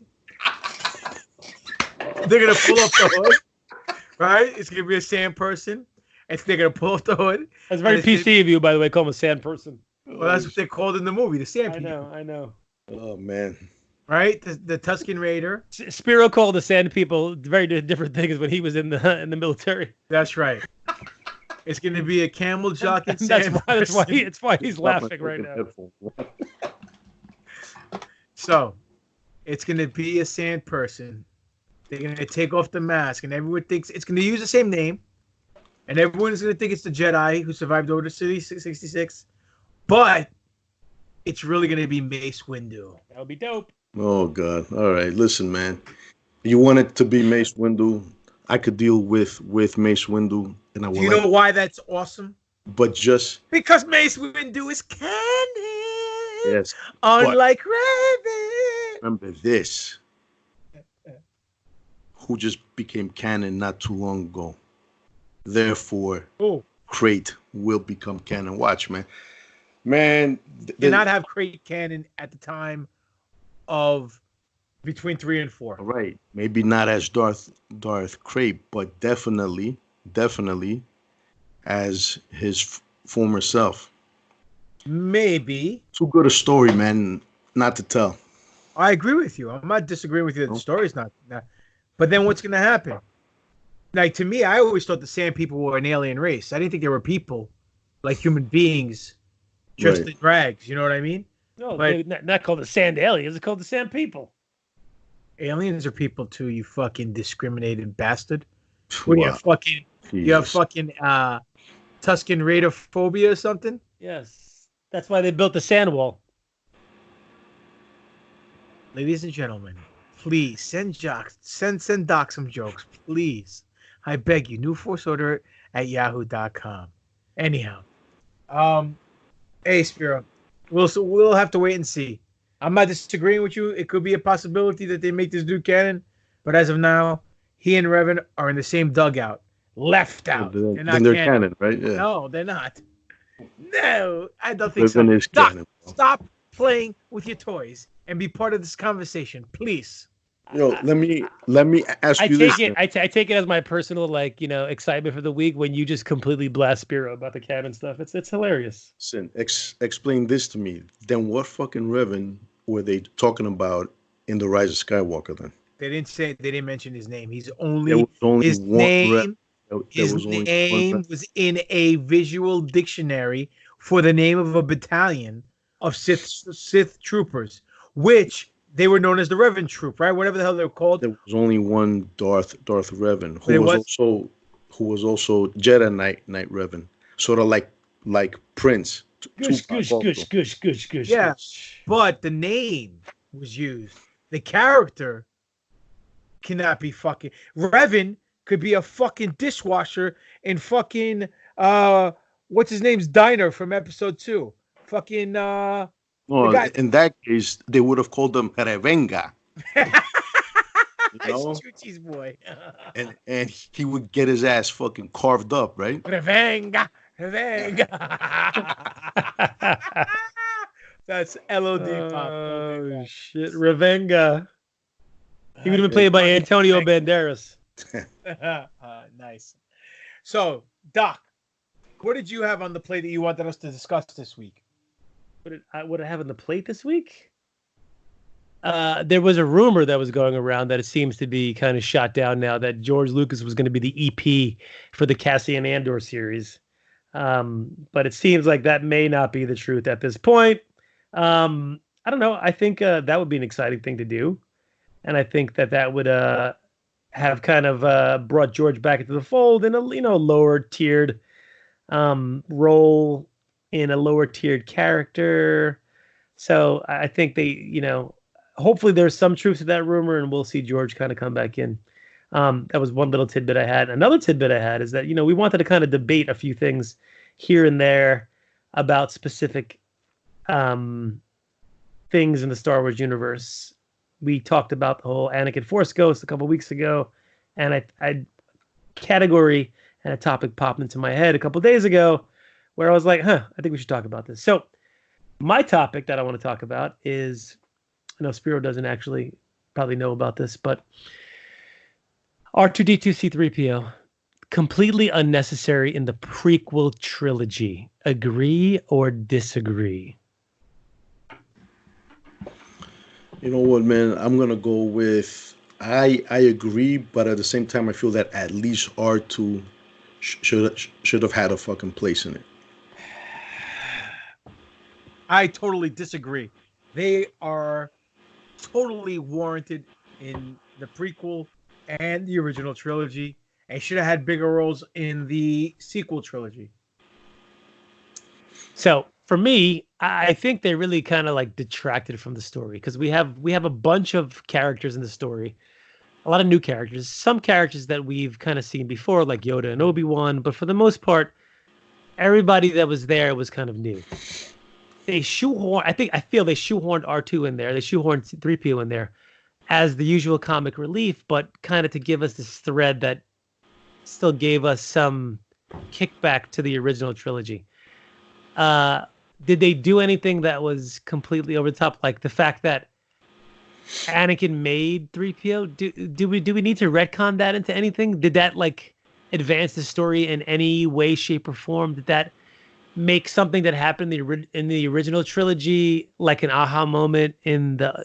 It didn't do anything. I mean, it was kind of like a throw-in that, oh yeah, I made this droid and now he's going to be this. I don't know. I think it actually took away from the story and that rather than actually added to it. What did R2 do in the first in episode 1? Not much. Kind of saved the starship from whatever attack that was happening for the. Oh yeah, that's nothing. Who cares? But you could have any droid do that, and you really needed a droid to do that. Unnecessary, I think. I don't know. What did they do? They kind of functioned a similar role when they were on in episode 3 when they were on the ship where R2 was fighting the battle droids and they were doing like, whatever flippity floppity shit with the ship and changing the direction for the ship, whatever. Again, I think their part in the prequel trilogy took away from the story rather than added to it. The only thing that I will say is that recently it came out, there was a meme floating around where that R2 was at Leia's birth and at Leia's death, which I thought was somewhat cool. Kind of, the full circle thing. But I personally think that we could have had a better story, not just the same story, but a better story without the 2 droids in the story, because I don't think they did much of anything. If anything, they could have just been in the background, like being built or fucking parts on a shelf. I mean, that whole thing where 3PO is in the droid factory in episode 2. Really? You like that part? There's no way you like that part. I do like that part. It was a throwback to Empire where he got taken apart by the Ugnaughts. Again, didn't need it. Listen, I totally disagree with you. First and foremost, Lucas was what's the right word to use here? Lucas was inspired by the Akira Kurosawa films, where they had the lone guy walking from town to town telling stories, right? Yep. That is the duty of R2-D2 and C-3PO. Some people look at him as the Laurel and Hardy of the Star Wars because of the comic relief. And in some aspect, that could be true. Other people look at them as the 2 fixtures where they were there for everything. In my opinion, R2-D2 is the unsung hero of the entire trilogy. Because without R2-D2, the Rebels would have lost. But people don't take that into account, obviously, because he's a little robot. You know what I mean? Yeah, I agree with that part. So, but this is because I was watching 2 and 3 this week, episode 2 and 3, and it hit me. It's kind of funny that you brought this topic up because I was watching and I went, wait a minute. R2-D2 and C-3PO are together from episode 1 to episode 9, right? Best friends to the end. They were even in Rogue One together. So they were in Rebels together. They were in the Star Wars, Clone Wars cartoon together. So here's the deal. How did C-3PO get introduced? He got introduced through Anakin. Anakin built him. Yep. Okay, Anakin can tinker with things. He actually does a lot tinkering to his Starfighter when he's his TIE Fighter when he's Darth Vader. He's good with robots, this and that, the other. Fine. So, R2-D2 was introduced because he was Padme's personal R2 unit, or whatever they're called. What are those droids called? All the R2 units? Astromech droids. It's her astromech droid. So it's kind of poetic in a subliminal way where people don't realize that the whole story is based on Anakin and Padme falling in love, and then Anakin turning to the dark side, trying to save the one he loves because of his visions that he had that he was going to lose her. Through that love, they give birth to a set of twins, powerful in the Force, Leia and Luke, who transcended to the original trilogy, bring justice to the galaxy, defeat the evil emperor with the help of turning his father back, obviously Vader turning back to the light side. But then in the sequel trilogy, right, both of those individuals being the mentor to the new age of Jedi, which is Rey. So, with all that being said, and I know it's a mouthful, throughout the whole time, subliminally, a portion of Anakin, 3CPO, and a portion of Padme, R2-D2, were always together, inseparable. And they started together and they ended together. So there's your underlying whatchamacallit of the Star Wars trilogy, in my opinion. That's a good thought. I mean, I never thought about it like that. As of course not, because you're not a professional. I am the professional, the real champion. You are Twitch a brony maker. That they are extensions of Padme, and There we go. Extensions. That's the word I was looking for. and like of the two, that's interesting, and it makes it kind of makes it a little poetically romantic as well when it comes to thinking of it like that. Well, that's good. Papadon, the CTE may have kicked in, but you're still all right, bud. Even episode 4 when he had sand all in his joints, he don't like sand, just like his maker. Yep, true. Speaking of Padme, I wanted to talk about something. I would pat her, May, all day long. All day long, man. That's one of my favorites. It's probably why I got a thing for Jewish chicks. You want to hear something I found out today that I did not know, that episode 2, the love scenes were based off of Dr. Zhivago love scenes. Really? And the actual poster of episode 2, which is right there in front of me right now, is based off the Dr. Zhivago poster. Really? If you look at the two, compare them side to side. That's kind of wild. Yeah. And strange. Interesting. What were you going to say now about Jewish girls? Jewish girls. Anyway, the new issue of Darth Vader dropped. Oh, yes. Which is interesting. So the new issue, so we all know that Marvel rebooted their Star Wars properties on their comics, just to kind of make things a little fresh, especially because they're kind of dipping to the Empire saga now. And yeah, I wouldn't call it a reboot. Yeah, it's a different volume. Yes, exactly. And apparently at the end, spoiler alert, by the way, if you haven't read it yet, but at the end of the Vader #1, who does Vader run into but Padme?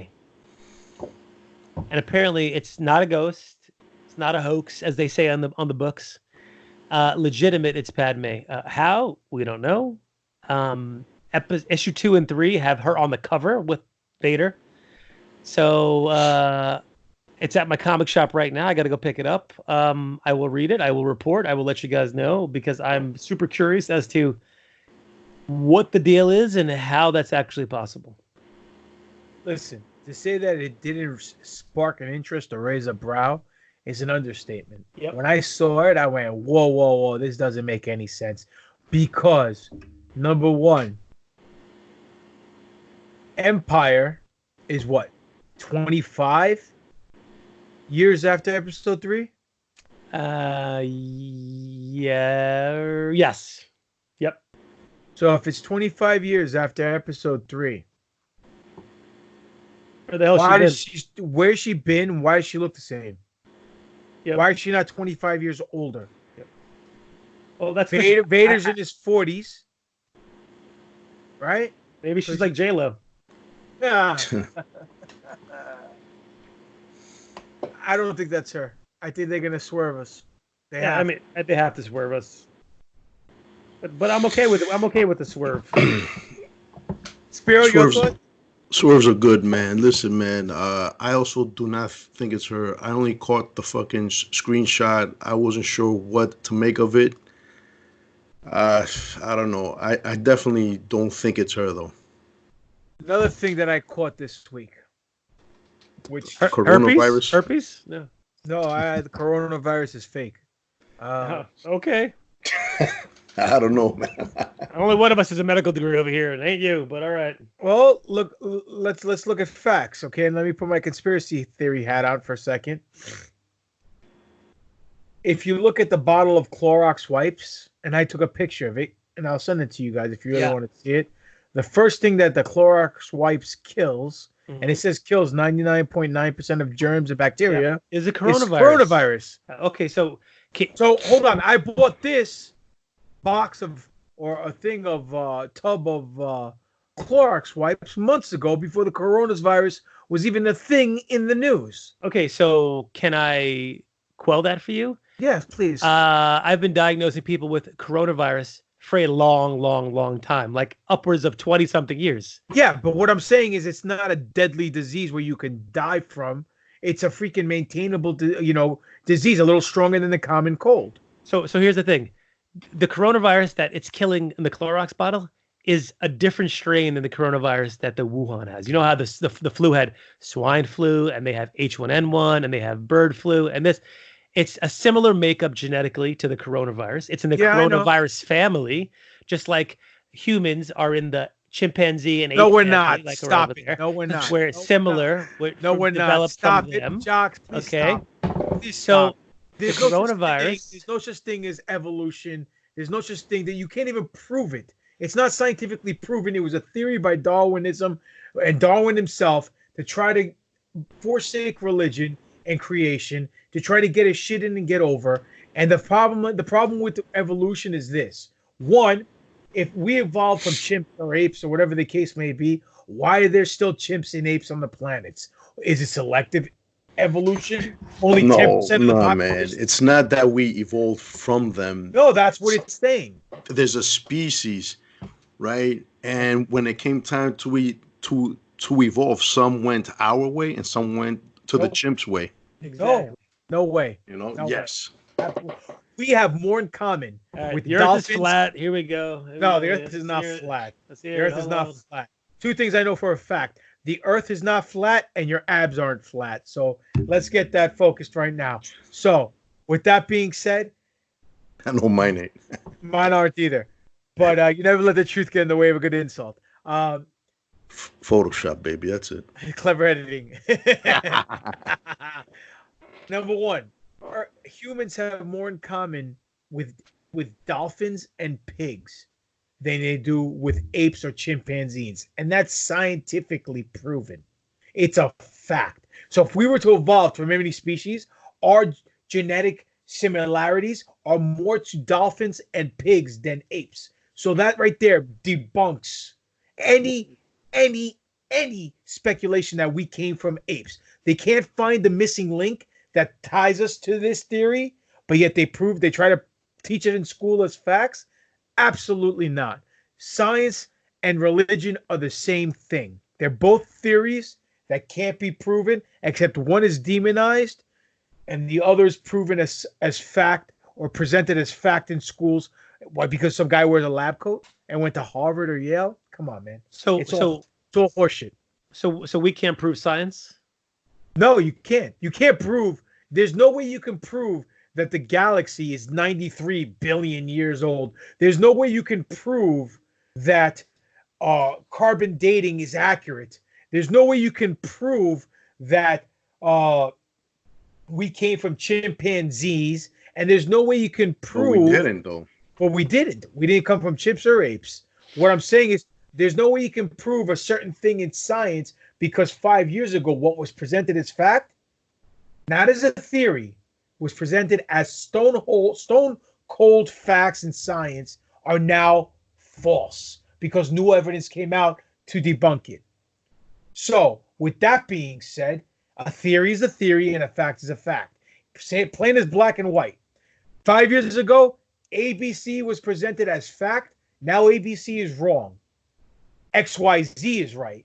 And in 5 years, XYZ is going to be wrong because 1, 2, 3 is right because more evidence came out. So this whole time, they were wrong, but they presented their theory as a fact to the public. So let me ask you this one question. Do you believe that centuries ago, there was a young man who was born sort of the same way that Anakin was born, and he was strong in the Force in real life? No. I believe... So no Jesus then? Well, no. Hold on a second. I do believe in Jesus. Oh, so you believe in the invisible man? All right, that's cool. I do. I do believe in Jesus. That's the biggest fucking work ever, by the way. Listen, just because you married a Jew, don't mean you have to act like a Jew. Don't steal her gimmick. That's the biggest work ever. Well, let me tell you this. I believe in God. I believe in Jesus. I believe in heaven. I believe in hell. I believe in all that. But pedophilia. Okay, keep going. It's called marriage. But if his name was Jesus, or his name was Scuba Steve, or his name is Allah, or his name was fucking Osiris, it doesn't matter. Things change over generations. Name changes in stories. Certain stories get twisted to a certain, perspective that the person, a certain point of view, if you will. You know what I'm saying? To fit it to the Star Wars narrative that we're doing, which we're totally off track. But regardless of the fact, I totally believe there is a higher being that created us all. You want to call him God? You want to call him Allah? You want to call him freaking Robert Zemeckis? Whatever you want to call him, I don't care. But Man, I'm of the theory that somehow David Blaine found the fucking time machine, went back in time, made everybody believe he could walk on water, create fucking wine out of water and shit, and all that. That would be funny. That Jesus is a magician. Listen, it doesn't matter. Anyway, let's get back to Star Wars because this podcast is getting long. What were you saying now, Doc? Nothing. I don't know what I was saying. Oh, by the coronavirus.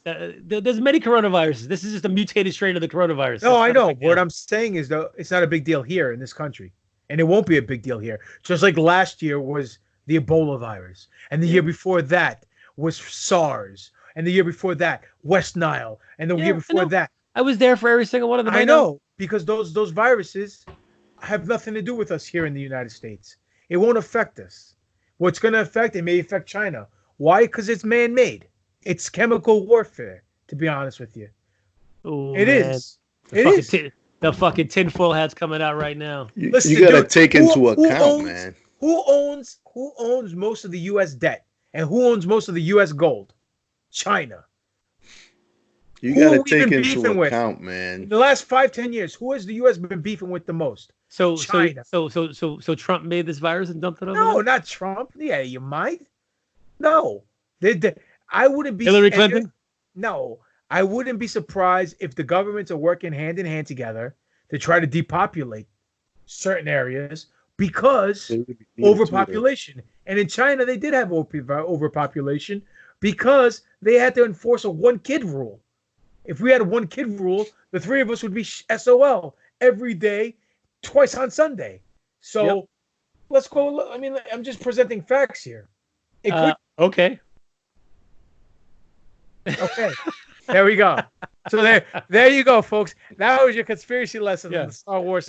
We're presenting facts over here. Okay. Anyway, so am I wrong? That's a podcast for a different day. No, but am I wrong? Yo, man, you gotta have Doc on, man. But that's right. Yeah, you gotta have me on. I can't wait to debate with the conspiracy horsemen. The quartet. It'll be a 4-on-1.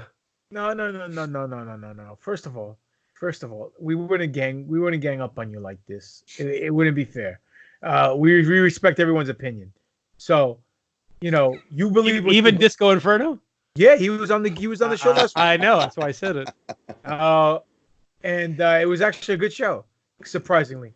He's a funny guy, man. But regardless of that, what were we talking about before this whole coronavirus? We were talking about something Star Wars. We're talking about the R2-D2 C-3PO. Okay. Yeah. I think we buried it. I think it's good. Speaking of toys, I think, boys, it's time for... that a segue? TaTOYine. No, virus.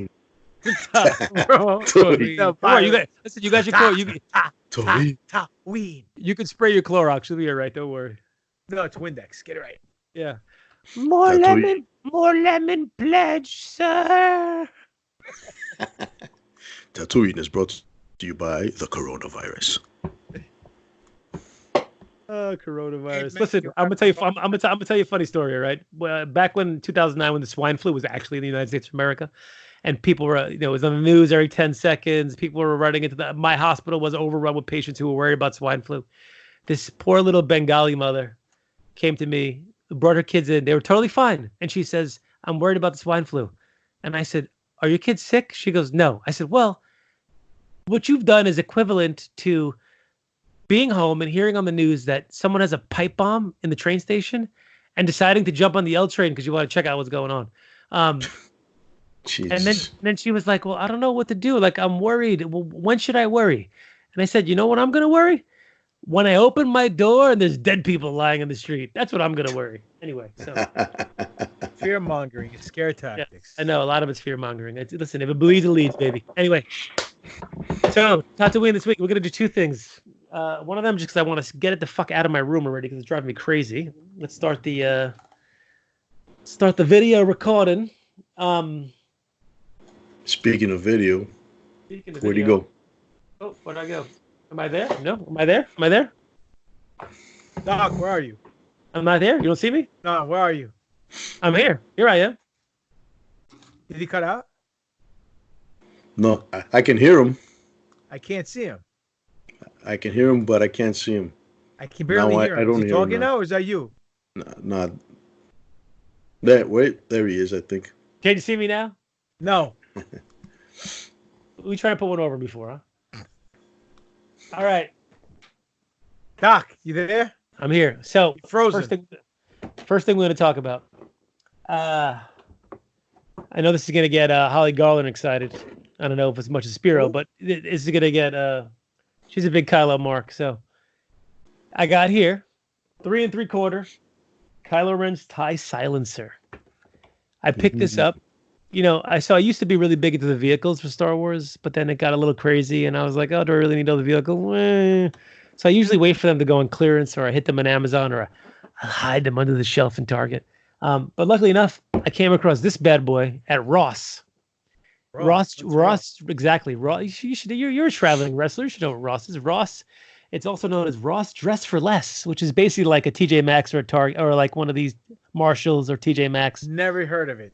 Never seen one. That get these closeout, deals here and there from these places. They're popular on the West Coast. So Sharon's parents live on the West Coast. So when I go there, they have a Ross like a quarter of a mile from the house. I go there all the time because they have good deals on toys. So this is a Ross. This retailed for like $39.99, $49.99 when it initially came out. Refused to buy it for that price because it was just too expensive. And I waited and I got it at Ross for the low price of $8.99. Wow. Which is a motherfucking steal, which is amazing. We should do a new segment. How to get a deal by Doc. The Doc Deal Saver. Doc Deal. So here we go. I bought it over a year ago, and I actually didn't have room in my suitcase when I visited my in-laws, so I left it in their closet for the last year. And finally, I had room, so I brought it home with me. So here it is, TIE silencer. You flip it over in the back. It's got the other crap that came out that year. This is from I think this is from the second movie, 2017. It interacts with a little glove that you could buy that makes sounds and lights and all crap like that. Exactly. I don't know what the glove is. And it also came with a Kylo figure. So let's take a look at it. Here she is. Look at that. The TIE silencer. So it comes in pieces. You got to assemble it. You got to put the wigs on. You got to put the wings on. You got to put the tips for the blasters on as well. Just the tip? Just the tip, baby. The cockpit opens up, and our boy... What pit? The cockpit opens up, and our boy... cock. Our boy Kylo Ren is in there. There he goes, right there. Oh, sexy. No mask. And mask Kylo, like he was for most of the Last Jedi. He comes with his little, ignited lightsaber. He fits in that cockpit right there. Mew, pew, pew, pew, pew, pew. You don't put the stickers on? This one didn't come on any stickers. Oh, that's why you paid $8.99. You got ripped off. Well, no, it just wasn't in the box. I don't think they needed it. They have, there's some accents painted here and there, but most of them do come with stickers, but this one did not come with stickers. So our boy Kylo goes into there, sits. It's fogged out, so you really can't see him in the front. You can kind of see him if you put a flashlight through it, but you really can't. The wings are awesome, and it's kind of, we talked about before of how the TIE fighters kind of suck when it comes to their visibility. Yeah. But you could see on his TIE fighter here, his visibility is much better because he actually can see 180 out of the hole in between the wings over here. So they kind of fixed that problem. Yeah, but you still can't see if it's coming down on a 45-degree angle. Yeah, but hey, listen, a lot of things you can't see. I mean, when you're driving a car, unless you look behind you or able to kind of look out the back window, still better visibility than the old school TIE fighters. I agree. This one's cool because it's got a button you can press on the side over here. You hit it, and the cannons pop out on the side. You saw them right there. There they go, right there. And they have their little missiles, and you press the button again, and the missiles shoot out. Sure. So it's good playability if you're a child and like to. My son was very excited about this. He goes, "Can I play with the airplane again, Daddy?" Yes, we play with the airplane. Yo, if we ever decide to make a fan film, man, we should use that thing. It's pretty dope. My hand will be in the bottom of it. Going, pew, pew, pew, pew, pew, pew, pew, pew. I will not kill you, mommy. Anyway, So for $8.99, which is almost $40 off retail, I'll take it, man. That's a good deal. It's Why'd you only buy one? What do I need two for? It's not like it's the regular TIE fighter. There was only one, TIE silencer in the movie, and that was it. One for you, one for your son. Whatever. Hey man, how do stores like Ross, Burlington Coat Factory, and some of those other stores like that get such fucking like awesome toys, man? So what happens is that a lot of these companies have an overstock of stuff that they made, and sometimes when you sell stuff to Walmart, if they don't blow it out, they don't sell it, they'll send it back, or Walmart itself will take whatever stock they have and then blow it out to Burlington or to Marshall's for a lower price, and they can flip it for that price. That's what it is. I think a lot of times though, when they get product in like that, it says initially on the box that the original price is $28, which definitely was not $28. It was like $40 or $50. I can't remember exactly how much it was, but they get the wrong price on it, and then they wind up pricing it for a lot less than it actually worth. That should not have been $9. Someone fucked up somewhere in corporate and made that $9. So I can't imagine that per unit they paid less than $9 for that. I mean, that would be crazy. So I got over on that one, which I'm happy. Nice. Which was good. But that's how they do it. They buy stuff in bulk that was unable to be shipped. There was some shipping problem, or they weren't able to get rid of. So we see it a lot. A lot of stuff happens, and a lot of stores wind up getting that stuff. Like Five Below gets a lot of stuff for super cheap that rolls through. And it's just all in bulk. They pick it up, for millions of pieces for whatever, so they could flip it for whatever price that they throw on it. So sometimes you get lucky. The problem is you can't wait for everything like that, because if you do, you're going to miss out on a lot of things. A lot of things will skyrocket in price. Like right now, the Ezra Bridger Black Series for some reason is like fetching like $100 on eBay. Damn. And I could have bought 3 of them 3 months ago for $15. So why? I don't know. I don't know why everybody's. I know why. Tell me why. Because of all the speculation and rumors about the Rebels sequel that's coming out on Disney Plus in November. I don't know if that's causing anything. Because they have Choppers out, and Chopper's not $100. So I don't know. Chopper won't be in the sequel. Anyway, moving on. I got something else cool this week.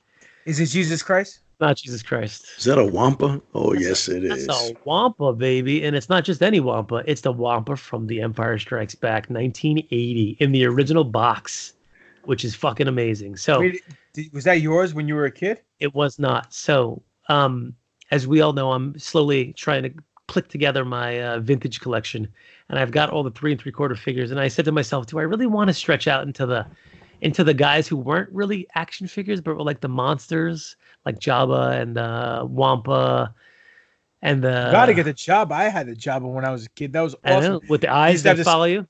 Yeah, you used to have the little skeleton in the bottom of the cage that opened up and down. Yep. And the Tauntaun. So I said, let me pull the trigger. So the Tauntaun was dope. You used to stick the Han Solo into the Tauntaun. Yep. Trapdoor. So I knew this. One of the guys I follow on Instagram, I think his name is Vintage Toy Collection. He was actually the fig. Nope, not that guy. That's me. He was having a sale on a bunch of vintage stuff that he had picked up, and the ad he used for the sale was this Wampa. And I was like, all right, if I'm looking for one thing, that's what I need to nail. So, he put up a bunch of stuff, and usually they sell, they save the coup de grace for the end, and the Wampa. I knew the Wampa was coming for the end. And it's basically a claim sale. So when someone does a claim sale on Instagram, basically what happens is they throw up the post with the image, and the first person to respond claim gets dibs on buying that. And if they do not buy it, then it goes to the second person who responds claim. So, and the faster you're able to hit it, the luckier you have to do it. So I stood on his page. I was actually driving home from the city. I was refreshing. And finally I was in traffic, and he had just put it up, and I claimed it with 9 seconds after he put it up. And the next person was 11 seconds that had a claim on there.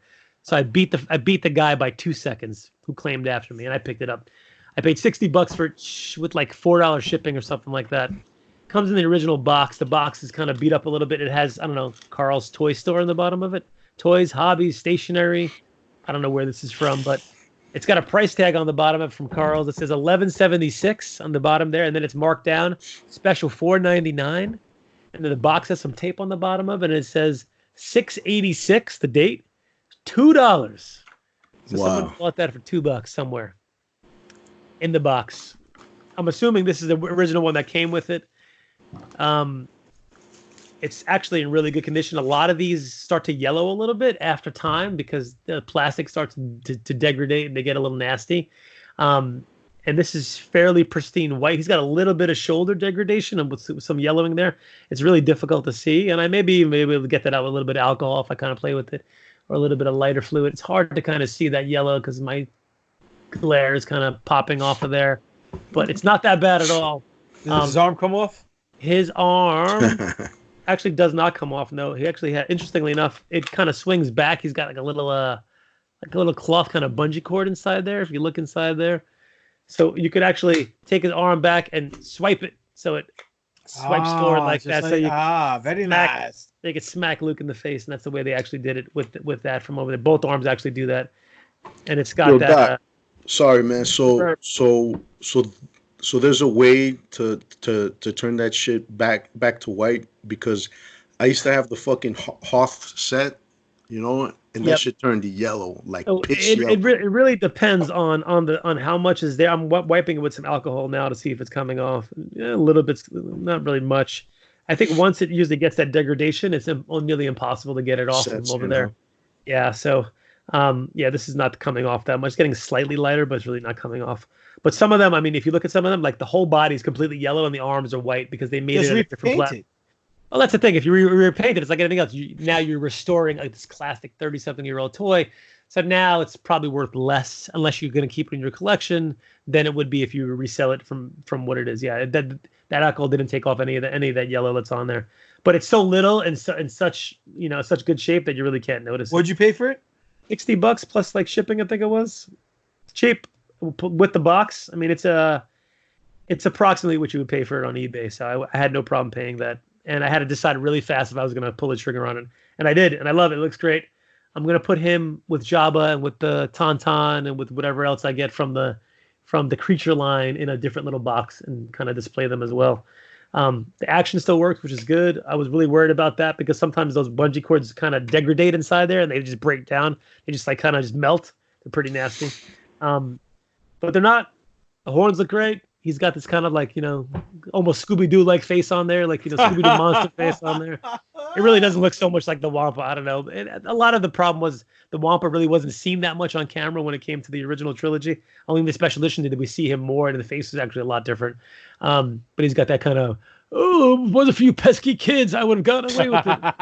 Hey, Doc, did they ever make one out of actual like small fibers and shit, hairs and all that other stuff? Fur? No, they didn't make one like this. I think they had like a little plush one like later on that was made out of fibers. The one for they actually had one. The 12-inch line has one that's made of fur. And that was from like the early 2000s. There was a big Luke and a big Wampa that came with it, and that one was actually furry. So maybe that's the one you're thinking of from like 20 years ago. Psyched to have him in the collection. I got really lucky when I pulled the trigger because at least 3 or 4 people behind me tried to claim him within less than a minute. I got it in 9 seconds because I got them fast fingers, fast twitch fibers. Wampa's awesome. I love him.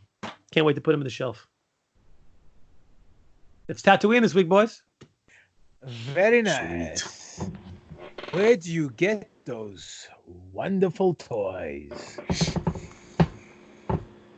Anyhow, well, ladies and gentlemen, we've been lollygagging and shucking and jiving for almost 2 hours. So I think it's time we go home, boys. Why don't you let them know where they can find you? You can find me at Dr.Destroyo, DESTRROYO on Instagram. You can follow my second account on Instagram, my AKA Finstagram account at Swap the Fig, SWAP the Fig. It's where I kind of break down all the funny swaps that get sent to me or I find on the internet where people take action figures and swap them out for a different one. Facebook, Alex Arroyo. Twitter, Alex Arroyo MD. And ladies and gentlemen, you can find me at Spiro_8 on Instagram, as well as Darth_Spiridon, Handsome Reaper on Twitter, handsomereaper@gmail.com. I also started a while back a page on Facebook called Rational Rage, where I post things and things that I touch on with anger, but with rational anger. So that's something that might end up becoming something. Nothing, I mean, that might become something. So go like that page if you can, and that's it. Doc, you should do a new Instagram. Instead of swap the fig, hide the fig. Hide the fig's a good one. And you I like show it. like your adventures of hiding figs in Target. Anyway, you can follow me at Greek God Papadon on Twitter and Instagram. Demetrius Papadon on Facebook. Pro Wrestling Tees / Greek God Papadon is the Pro Wrestling Tee store. You can buy your Greek God Papadon t-shirts. Tomorrow, 7:15, Conspiracy Horseman podcast. Tim Alberino will be guest. I will not be there, unfortunately. I have a prior commitment, but it will be a great episode. You can go to Conspiracy Horseman twitch.tv / Conspiracy Horseman. Catch it live. Bin Hamin, Big Sal Graziano, Stevie Richards. They'll be hosting it tomorrow with Tim Alberino, and they'll be talking about a numerous amount of things that obviously you guys may call conspiracies. But regardless of that, this Saturday, I will be at Immortal Championship Wrestling, fighting for the Immortal Championship Wrestling heavyweight title. Myself versus Sean Carr versus Robo the Punjabi Lion. Should be a good show. Upstate New York, ImmortalChampionshipWrestling.com. Let's see. Most importantly, you can find us at NFO_podcast on Twitter. New Force Order on Instagram. Official New Force Order on Facebook. Go to our website, www.newforceorder.com, and you can send us emails to newforceorder@yahoo.com. And you can go to our our YouTube page, New Force Order. Like it, subscribe to it, hit the notification bell, comment on all the videos. Let's be more interactive here, people. It's 2020. I know everybody hides behind their texts, but let's be a little social with one another. More importantly, again, I can't state it enough. We as a collective podcast, the New Force Order, we don't get over on Star Wars. We get Star Wars more over with you, the fans. So thank you for your ears. Thank you for your time. This has been another exciting edition, fun-filled edition, all over the place. Fell off the radar, picked it back up, came off the tracks 37 times in one sitting edition of the New Force Order. For life. And that's just too sweet.